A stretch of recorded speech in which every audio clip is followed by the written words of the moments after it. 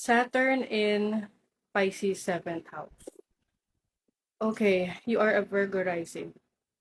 So, yung insecurities mo pagdating sa relationship, pwedeng nahihirapan ka na makahanap ng partner na makakaintindi sa'yo, na makapagbibigay sa'yo ng gusto mo, um, or someone who will accept you for who you really are. Um, and then, the challenge there is wala kang boundaries. Yung bang tipong bigay todo ka kaagad pagdating sa relationship, thinking na ibibigay niya rin kung ano yung binibigay mo sa kanya. Kasi 7th house is also about, balance na, ito yung binigay ko, nasan yung ibabalik mo sa akin? Parang ganon. So that's why, nagiging struggle yung relationships because you expect too much sa person that you are dealing with. This can be your relationship with, other people, pwedeng business partnership, pwedeng romantic relationships, like the one-on-one on how you deal with other people one-on-one. Gusto mo na parang you are yearning for equality pero wala ka namang boundaries. Alam mo yun? Na tipong gusto mo, ganun din yung ibibigay niya sa'yo nga. Pero, ikaw naman, sobra-sobra ka magbigay. Paano kung hindi nga niya kayang ibigay yung sobra-sobrang binibigay mo? 'Di ba? So, yun yung, struggle doon. Kaya kailangan mag-set ka ng boundaries. Alam mo dapat kung um, hanggang saan yung kaya mong ibigay para sa isang tao. Kasi sometimes you can lose yourself sa relationship just to please that person.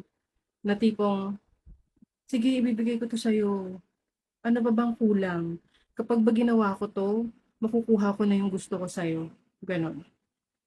So, it's either you accept na ganon, yung magiging experiences mo sa relationship, na you will not expect anything from them, or you work on yourself na parang, ito yung gusto ko, kung di mo kaya ibigay, edi I'm good to go.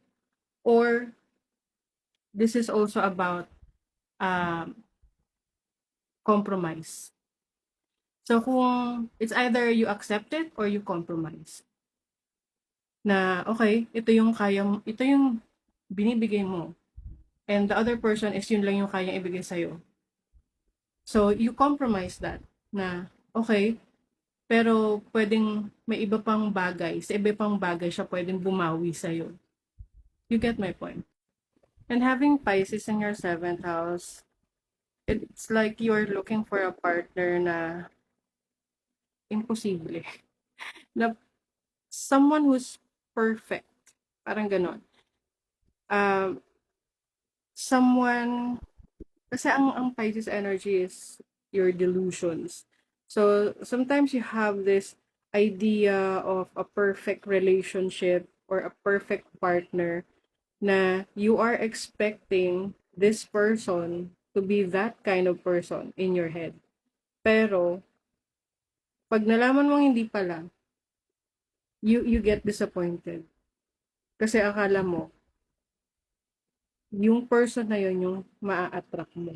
But actually, the people that you will attract having Saturn in 7th house are the people who will give you hard lessons pagdating sa relationship.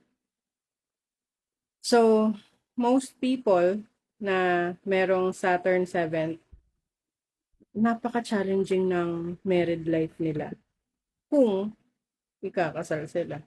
Kasi meron ding mga delayed relationships or like delayed marriage na tipong hindi agad sila nagiging na-engage or ang messed up ng relationship ng mga Saturn and Pisces.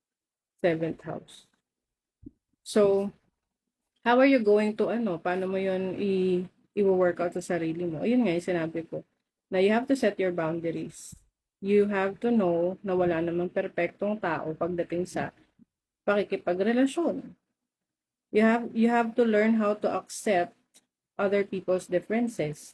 Yung the downside, it's not just about sa relationship, hindi lang naman yan about, the flowery things or, yung parang rose-colored glasses kasi some people see it in a rose-colored glasses pero it's not. Okay?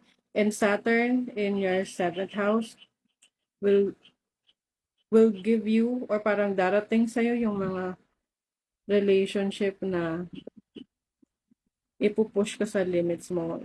Mga relationships na mas makikilala mo yung sarili mo because of how they project your insecurities to them. So, kumbaga parang mababack to you ka. Na, okay, you're expecting this person to be, let's say, generous, to be loving and caring. Pero ikaw, hindi mo kayang magawa yun sa sarili mo. So, ganon. Ganon, kaya challenging yung 7th house. Kasi, also, yung mga, yung mga angular houses, the 1st house, the 4th house, the 7th house, the 10th house.